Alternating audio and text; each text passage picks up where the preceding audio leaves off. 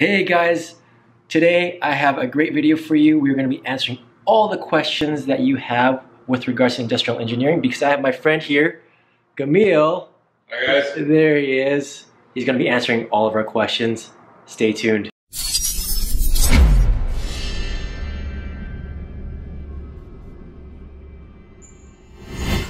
Hey guys, it's Brian back at you with another video where my goal is to mentor you to a rewarding career and to help you create a life you're proud of. And guess what, guys? I have a special guest today. My good friend Camille Burzy is joining us because I've been getting a whole bunch of questions regarding what is industrial engineering, what is it going to take to get a job in that industry, and I've been hearing from you guys. I have a buddy who's specialized in that. He's going to answer a whole bunch of questions. So we're going to talk about salary expectations, how to apply it to a company, what kind of experience you want. If you like today's video, please hit that thumbs up button. If you really liked it, please hit that subscribe button. And of course, if you want to work with me, go to my website, 101mentoring.com. He has not rehearsed or practiced, so he has no idea what the questions are that are coming at him. We're at his lovely home. Thank you very much, sir, for inviting me over and for doing this. Yeah, thanks for having me back. I think he charged me a Starbucks sandwich this morning. That's about it, but I get to enjoy his coffee and water. Okay, so we're going to go right into the questions. Ready? Yep. Okay. So what does an industrial engineer do? All right. So I think that the term industrial engineer could be used to describe two different roles. Sometimes an industrial engineer is somebody who designs consumer products. So for example, your cell phone casings and maybe your tea kettles and the shape and such of consumer products. I work as a consultant in the for industrial clients. That could be anything from maybe oil refineries, pulp mills, wood product mills, sawmills, mining. And so I'm coming from someone who has no idea what that means. Yeah. Or in your scope of work. So what would these pulp mills ask you to do? Okay, so as a consultant, you would design the facilities and the processes to get an operational mill. So for example, in the case of a paper mill, it's something that takes in wood chips or logs, and at the other end of the mill you might get rolls of paper and such. It's the kind of facilities that you might see in the end of an action movie.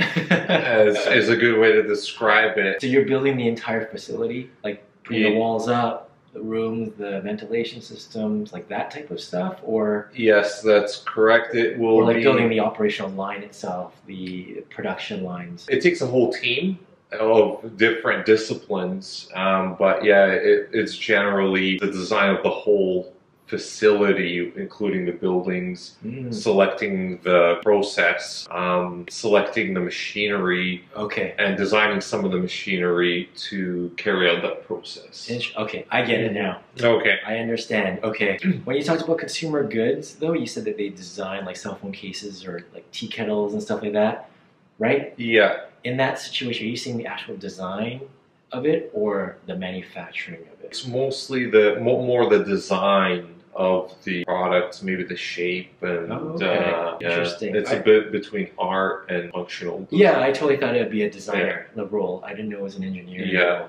Okay, cool. Yeah. Okay, so you're more on the industrial side of it, not the consumer product side of it.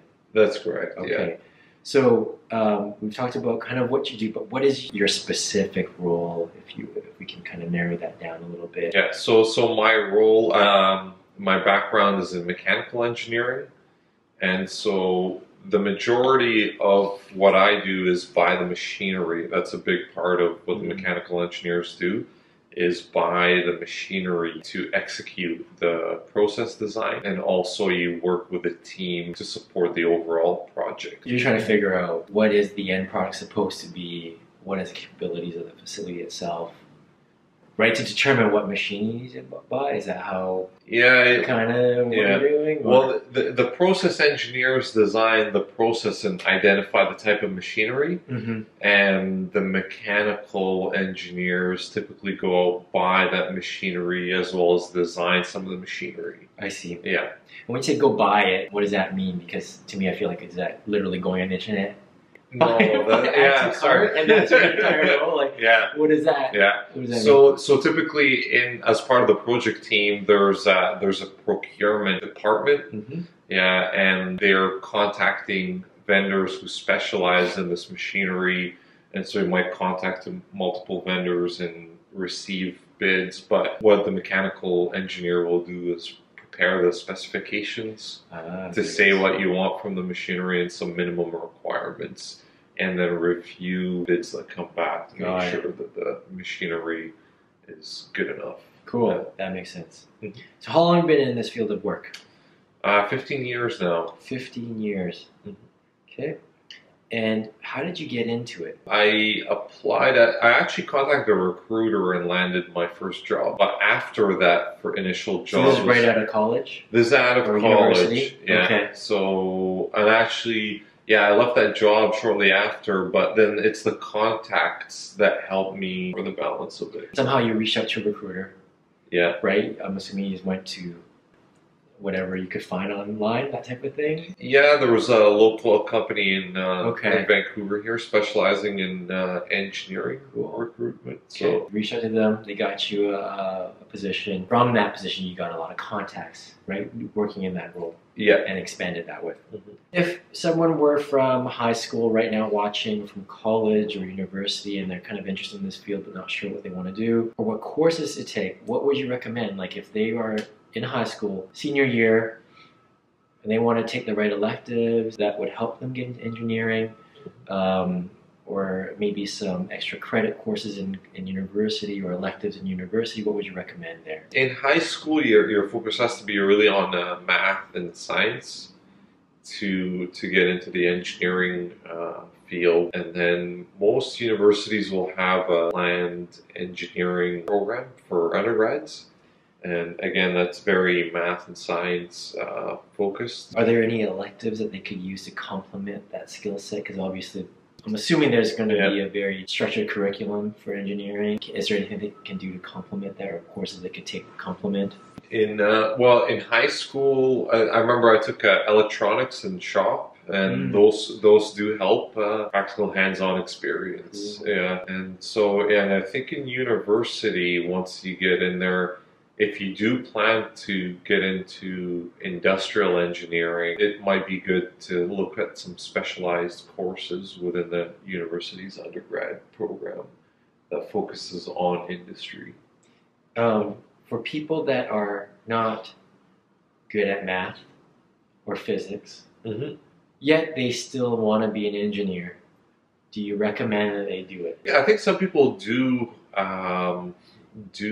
go down that course, but that is a bit of a challenge. Now, there is a role for members in the engineering team to take on more of a project management role or construction management. Yeah, your theoretical knowledge might not be quite as important. But more on the project management side could be an avenue they could explore. Yes, but it is tough because you still have to go through if you still choose to do it through the engineering programs, you will have to take a lot of math and a lot of science courses to get your engineering degree. You guys heard that. That's why I'm not an engineer. I tried. I was like, I want to be an engineer. And I was doing electronics, and I loved it. Yeah. But my math was horrible. I was really good at physics, but physics 11. I was really good at physics 11. And then physics 12 came around. I was like, not for me. Yeah. Okay, cool. All right, what kind of experiences are companies looking for from an entry-level position or someone that's trying to get into that? And I think we touched on this on the last video that we had done where we talk about co-op. And so what you should try to do is while you're in university and taking your courses, try to get some summer work or join the co-op program, because that will give you a leg up on the competition. If you can't take that route, I would say that the kind of experience that you should maybe try to work at one of these industrial sites, try to get a job at any local pulp mill. So you're saying any job in a local pulp mill. Does that mean that you want them to work in a pulp mill, get whatever job they can get in that? Or are you talking about engineering specifically? Well, yeah, if you don't have, if you're looking at getting some pre-graduation experience, you could do maybe some maintenance work, try to get a maintenance job, or even sometimes it's a cleanup job. Labor. Cleanup job? What does that mean? Like labor work at the mill. What's an example? Unskilled labor work. You might just be sweeping the floors, I think, at that point, but watching out what's going on, watching what's going on around you. Let's say someone does that. Yeah. Is that something you can put on their resume? Like, does that impress you when they were okay, now I'm an engineer, here's my resume, all I have is I swept the floors at a company.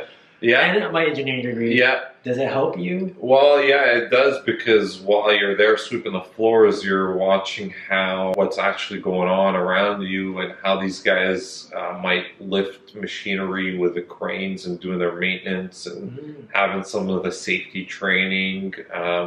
It might be better than just purely academic experiences to have that hands-on. Would you guys ever hire someone with only academic, like straight out of college, zero experience? Sometimes companies will choose to give people like that an opportunity. Once you do get in the company, it'll be expected that you will travel the sites, take a look at what's going on, get a size of, the scale of the operations that you're going to be designing. Yeah, a big part of being a good engineer is having those practical and hands-on that you won't be able to learn in university. Let me think of it this way. So you guys would accept some candidates, seems rare, that are straight out of school, zero experience.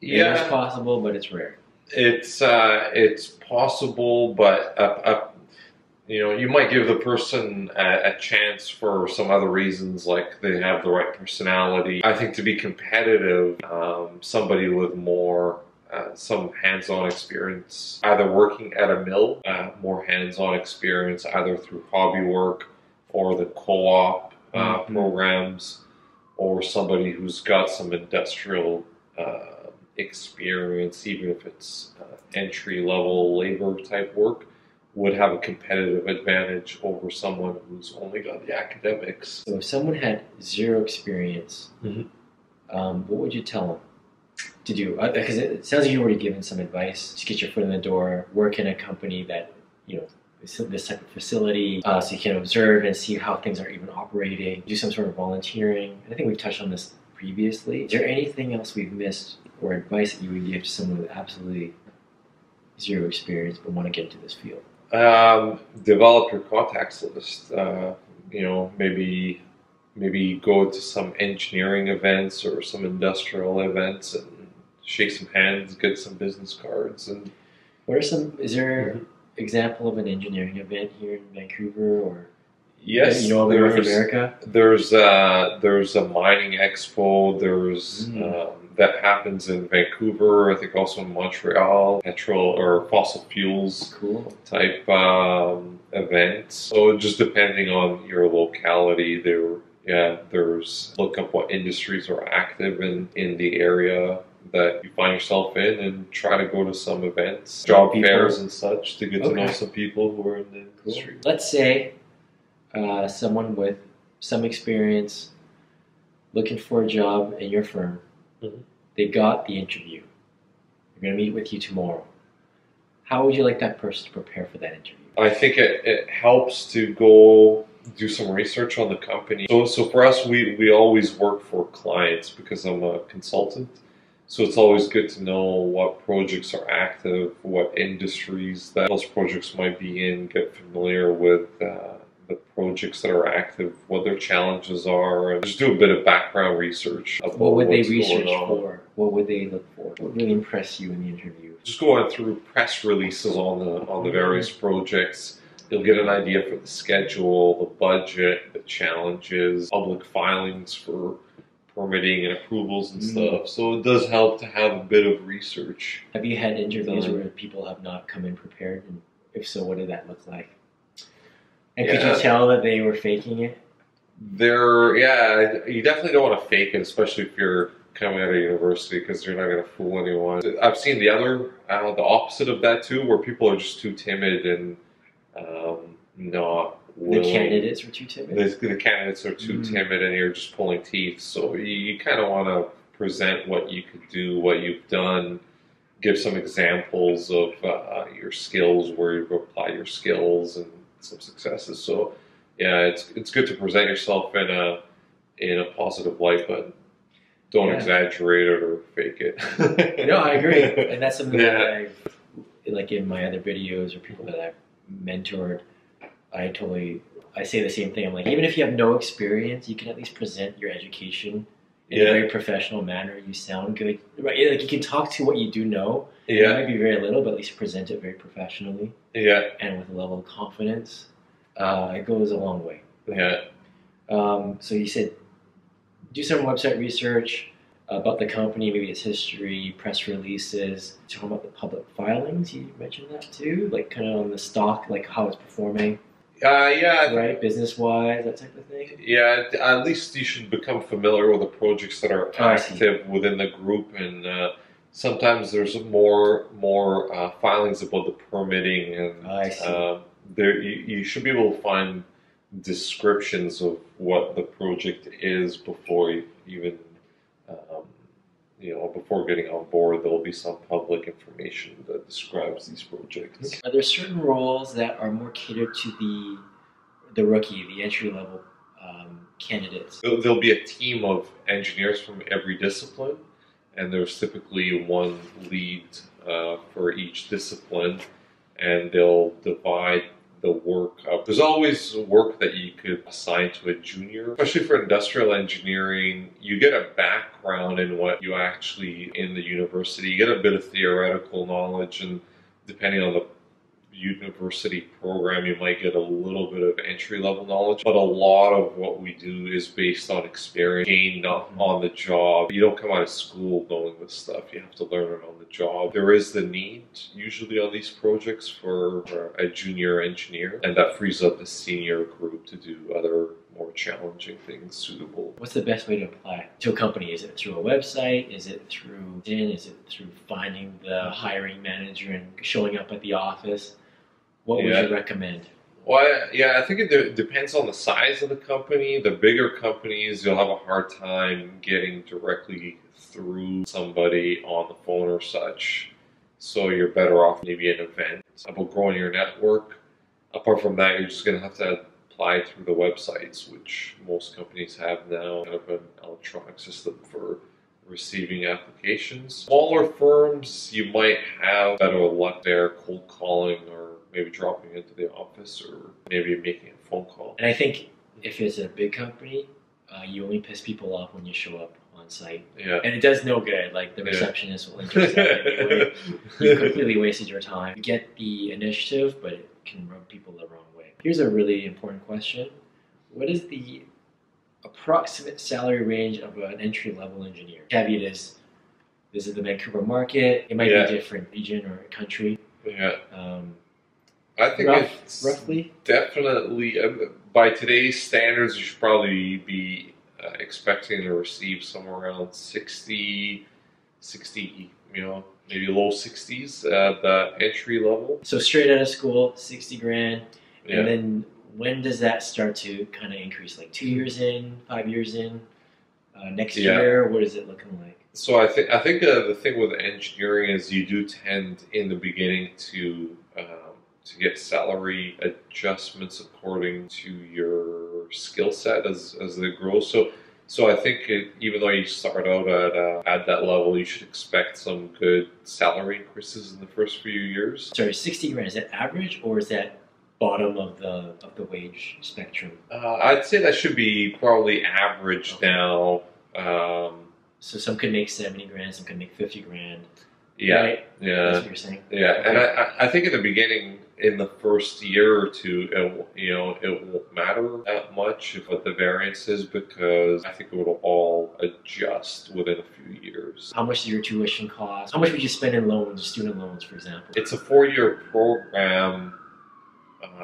I think it's more costly now than when I went, to be honest with you. I remember when I started, the tuition was really cheap, and then it escalated drastically in the last few years. So I can't give a good answer to that. Best guess? How much would tuition? Best guess? Yeah, it's got to be, let's say, $40,000 in tuition, plus your living expenses, plus housing expenses. I mean, it's 4 years where you're not working. and so there's a bit of a lost opportunity cost there, plus your tuition. But I think when you come out, you will, it's an investment. Did you do student loans? Or I did for a portion of it, and then I was able to pay them back fairly quickly. I like to hear that. I always tell the viewers not to get into student loan debt, but if they are going to, make sure that the type of job they'll get, they can pay it off, right? Like, why would you spend $80,000 for a degree to earn $30,000 a year? Yeah, there is a career attached to the end of that degree. So for you, what does a typical day look like? How long are you working?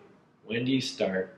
Yeah. What are you doing? I work at an office in downtown for most of the time. On occasions, you might have to travel the site or spend a little bit of time at site during construction or investigating upgrades to an existing site. So a typical day for me is spent at the office in downtown Vancouver here, but I have seen times where it's travel to the sites, spending a few months there. And are you locked into meetings for much of your 10-hour days?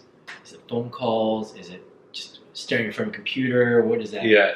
Let's get a little bit granular. Okay, yeah, it is. It'll be a mix between a little bit of meetings, a little bit of interaction with other team members, because the nature of this work is it's a team effort. There's some interaction with suppliers, some interaction with the client as well. I think you've answered all my questions. All right. But there's one left, and that is, what's your final thoughts, comments, anything we can leave the viewers?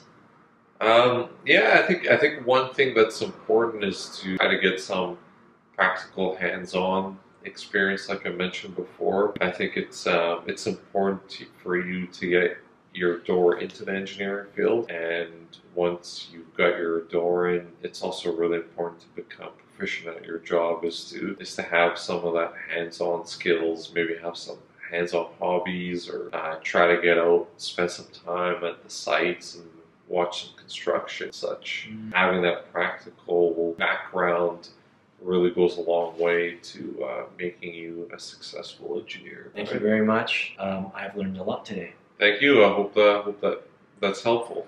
It is, and if I have any questions, I'm sure I'll get a whole bunch in the comments. I'll text you. All right. Thanks, guys. Look forward to your questions. He's like, oh, jeez. All right, well, thank you very much, sir. Thank you. Really appreciate it. Yeah. Guys, if you enjoyed this video, please, it'd mean a lot to me if you subscribed and liked this video. If you have any questions for me in a future video, you know where to reach me, 101mentoring.com. Submit your questions to me that way. Guys, I hope you enjoyed today's video, and I'll see you next time. Cheers.